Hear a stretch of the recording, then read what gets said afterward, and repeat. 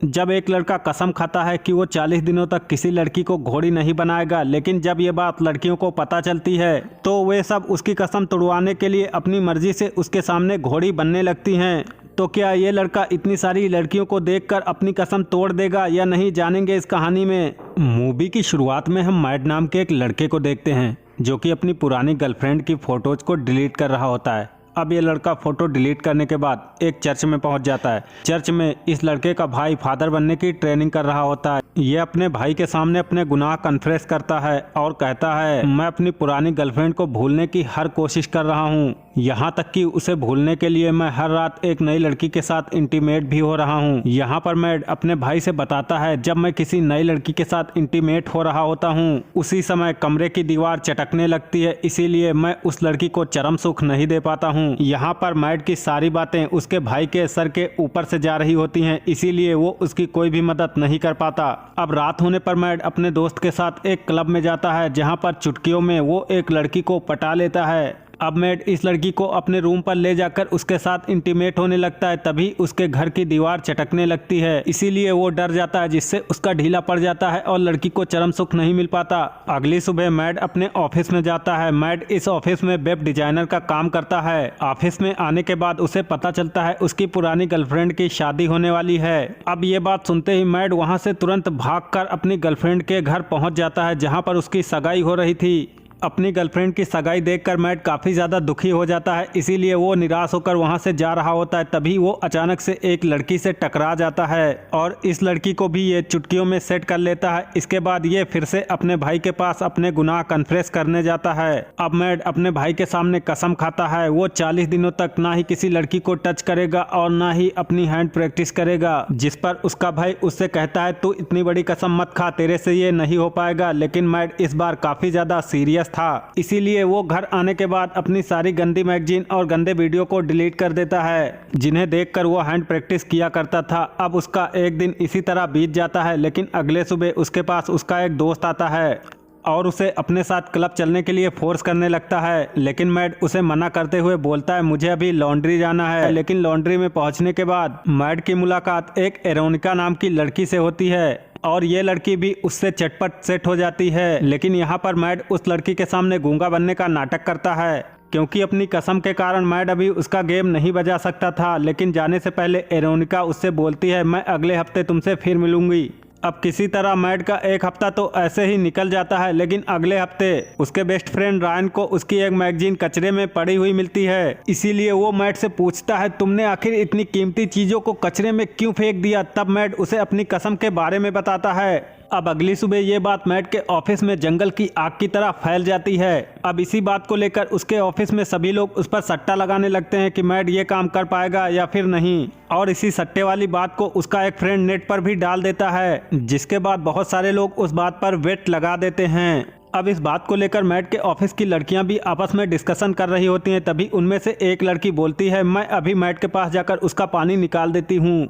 अब वो लड़की मैड के पास आकर उसे रिझाने की कोशिश करने लगती है, लेकिन मैड उसके चंगुल से बच निकलता है। अब अगली सुबह मैड लॉन्ड्री पर जाता है जहां पर वही लड़की एरोनिका उसे मिलती है। यहां पर मैड एरोनिका से बात करने लगता है, क्योंकि मैड भी एरोनिका को पसंद करने लगा था। बातों बातों में एरोनिका उससे बताती है, मैं इंटरनेट पर गलत चीजों को बढ़ावा देने वाली गंदी वेबसाइटों को बंद करने का काम करती हूँ। एरोनिका की इस बात पर मैड हंसने लगता है। अब अगली सुबह मैड अपने दोस्त रॉन को बताता है कि उसको एक लड़की पसंद आ गई है, जिस पर उसका दोस्त रॉन उससे उस लड़की को डेट करने के लिए बोलता है। अब शाम होने के बाद मैड एरोनिका के साथ डेट पर जाता है, जहां पर वो दोनों बहुत सारा एंजॉय करते हैं। अब कुछ टाइम बाद जब मैड फिर से लॉन्ड्री पर जाता है तो वहां पर उसे एरोनिका का एक खत मिलता है, जिसमें एरोनिका ने उसे डिनर करने के लिए अपने घर पर बुलाया था। अब अगले सीन में हम देखते हैं कि ये दोनों एक होटल में डिनर कर रहे होते हैं। डिनर करने के दौरान मैड अपनी पुरानी गर्लफ्रेंड निकोल को भी वहीं पर देखता है, जो कि अपने मंगेतर के साथ वहां पर आई थी। मैड निकोल को देखने के बाद थोड़ा अनकंफर्टेबल फील करता है, इसीलिए वो वहां से निकलने की कोशिश करता है।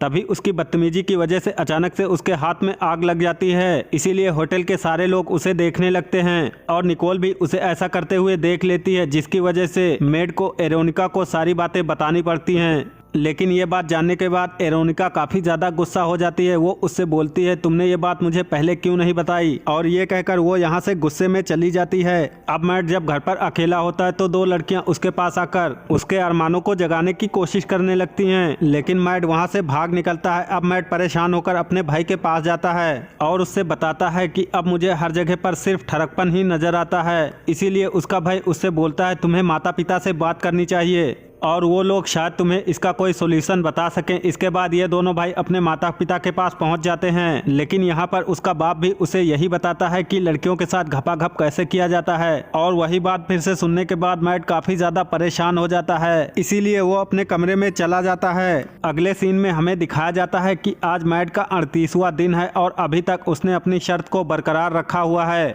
अब मैट के घर पहुंचने के बाद उसकी पुरानी गर्लफ्रेंड निकोल वहां पर आ जाती है और उससे बताती है मैंने अपने मंगेतर से ब्रेकअप कर लिया है और अब से तुम ही मुझे घोड़ी बनाओगे। लेकिन मैट अब एरोनिका से प्यार करने लगा था, इसीलिए वो उसके साथ कुछ भी करने से मना कर देता है। जिसके बाद निकोल क्रिस के पास जाती है और क्रिस भी उसे वही बात बताता है कि मैट अब एरोनिका से प्यार करने लगा है और जब मैट के कसम के 40 दिन पूरे हो जाएंगे तो वो अपनी गर्लफ्रेंड एरोनिका के साथ अलग अलग एंगल में घपाघप करेगा। लेकिन निकोल उसे चैलेंज देते हुए बोलती है मैं उसके 40 दिन पूरे होने से पहले ही उसका पानी निकाल दूंगी। अब मैट की कसम का 40वां दिन आ जाता है और इस समय मैट के अरमान पूरे आसमान पर थे, इसीलिए मैट उसे ठंडा करने के लिए उस पर ठंडा पानी डालता है, लेकिन उसका उस पर कुछ भी असर नहीं होता है। अब मैट के अंदर हवस इतनी ज्यादा बढ़ चुकी थी कि उसे हर लड़की मियां खलीफा नजर आ रही थी और इससे बचने के लिए मैट फिर से अपने भाई के पास जाता है। लेकिन वहां पहुंचने के बाद मैट देखता है कि उसका भाई भी यहाँ पर एक नन के साथ लगा पड़ा हुआ है। ये देखने के बाद मैट वहां से गुस्सा होकर अपने घर आ जाता है, जहां पर उसका दोस्त एक डांसर लेकर आ जाता है और उसके सामने नंगा नाच करने के लिए बोलता है। लेकिन मैट अपने दोस्त से बोलता है तुम मुझे यहाँ पर बांध दो ताकि मैं अपने अरमानों पर काबू रख सकूं। अब उसका दोस्त भी उसकी बात मान लेता है और मैट को पूरी तरीके से बेड से बांध देता है। जब मैट बेड से बंधा हुआ होता है तो वो सोचता है कि वो निकोल के साथ इंटीमेट हो रहा है, तभी वहां पर निकोल आ जाती है और वो मैट को बेड से बंधा हुआ देखकर उसके साथ इंटीमेट होने लगती है। जब निकोल मैट के साथ इंटीमेट हो लेती है तो वहां से जाने लगती है, तभी वहां पर एरोनिका भी आ जाती है, क्योंकि जो काम निकोल उसके साथ करके जा रही होती है वो एरोनिका करने वाली थी। अब ये सब देखने के बाद एरोनिका रोने लगती है और रोते हुए वहां से चली जाती है, क्योंकि उसे एहसास हो गया कि मैट उसे धोखा दे रहा है। अब कुछ दिनों बाद हम देखते हैं कि मैट एरोनिका से माफी मांगने के लिए जाता है और उसके काफी गिड़गिड़ाने के बाद एरोनिका उसे माफ कर देती है और ये दोनों अपना पहला किस करते हैं और अगले ही पल ये दोनों एक दूसरे के साथ पलंग तोड़ घपाघप करते हैं और इनके रूम के बाहर इनके दोस्त आपस में सट्टा लगा रहे होते हैं। ये सट्टा इस बारे में था कि मैट इस बार एरोनिका के साथ कितनी देर तक टिकेगा और इसी के साथ ये कहानी यहीं पर खत्म हो जाती है।